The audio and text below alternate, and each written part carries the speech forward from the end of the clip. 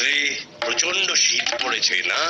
হুজুর, এটা মাঘ মাস, শীতের দাপট তো একটু থাকবেই হুজুর। মহারাজ, কথায় আছে না, মাঘের শীত বাঘের গায়ে, অর্থাৎ বাঘও এই শীতকে ভয় পায়। শহরে ঢেড়া পিটিয়ে দাও যে যদি কেউ এই শীতের রাত্রে সারা রাত আকণ্ঠ পুকুরে ডুবে থাকতে পারে তাকে 1000 টাকা নগদ পুরস্কার দেওয়া হবে। শুনুন শুনুন মহাশয়রা, মহারাজ কৃষ্ণচন্দ্রের আদেশ হলো, যদি কেউ এই মাঘ মাসে সারা রাত পুকুরে ডুবে থাকতে পারে তবে তাকে নগদ 1000 টাকা পুরস্কার দেওয়া হবে। মহারাজ, আমি ঘোষণা শুনে এসেছি। মহারাজ, আমি রাজি। আপনি এই বয়সে সারা রাত পুকুরে ডুবে থাকবেন? আপনি কি পাগল?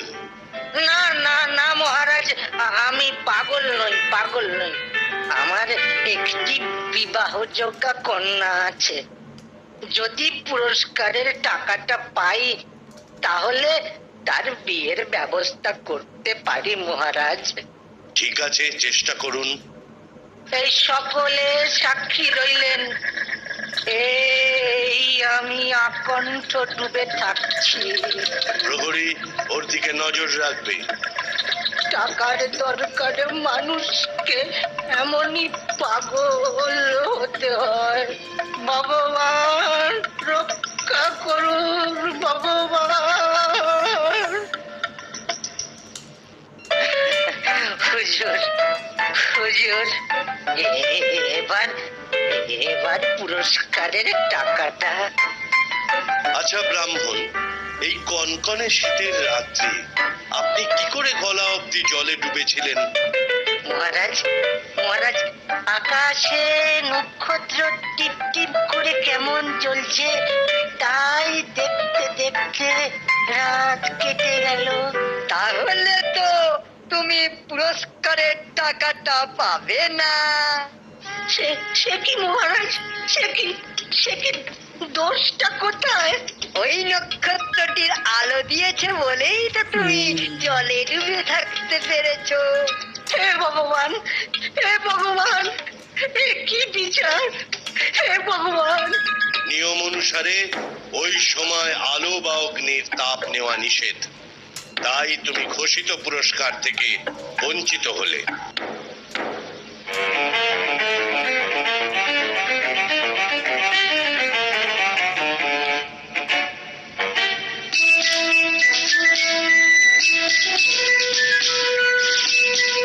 গোপাল, গোপাল, বাঁচাও ভাই, বাঁচাও ভাই। গোপাল, গোপাল, বলো তো গোপাল, এটা কি রাজার ন্যায় বিচার? গোপাল, গোপাল। শুনলাম সব সভায়। শুনেছি তুমি ন্যায় বিচারে রাজাকে সাহায্য করো, কিন্তু কিন্তু গোপাল, তুমি চুপ করে রইলে কেন? আমি কথা দিচ্ছি, আপনার পুরস্কারের টাকা আপনাকে আমি পাইয়ে দেব। আমায় 2 দিন সময় দিন।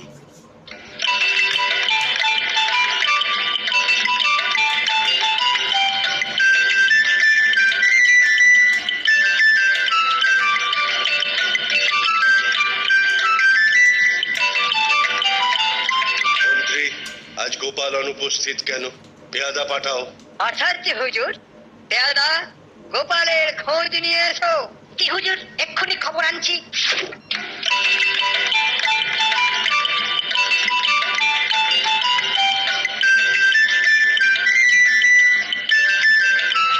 গোপাল দাদা কোথায়?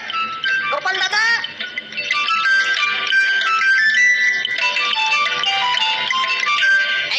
এই যে, কি করছো?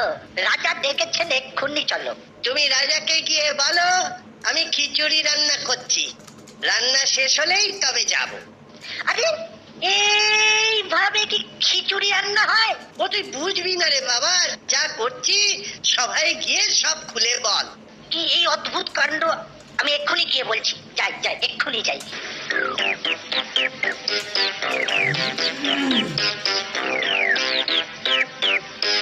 কি হলো? গোপাল কই? মহারাজ বলল খিচুড়ি রান্না শেষ হলে তবেই আসবে। বাড়িতে কি কেউ নেই? হুজুর সবাই বাড়িতে আছে, কিন্তু গোপাল দাদা মাঠের মধ্যে লম্বা বাঁশ পুঁতে তার মাথায় চাল ডাল চাপিয়ে তলাতে খড়ের আগুন করেছে। অদ্ভুত কাণ্ড, এইভাবে খিচুড়ি রান্না? চলো তো সবাই গিয়ে দেখি ব্যাপারটা কি।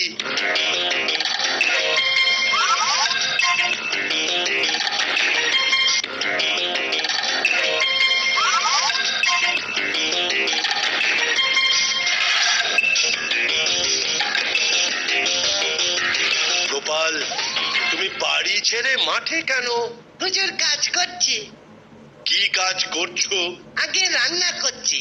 মাঠের মধ্যে কি রান্না করছো? মহারাজ, খিচুড়ি রান্না হচ্ছে, দেখছেন না? আচ্ছা গোপাল, তুমি কি পাগল হলে? না মহারাজ, মাথা আমার ঠিকই আছে। আরে বাবা, অত উঁচুতে হাড়ি আর নিচে দিচ্ছ খড়ের জাল, এতে কি খিচুড়ি হবে? হবে মহারাজ, ঠিকই হবে। আরে বাপু, তুমি বুঝছো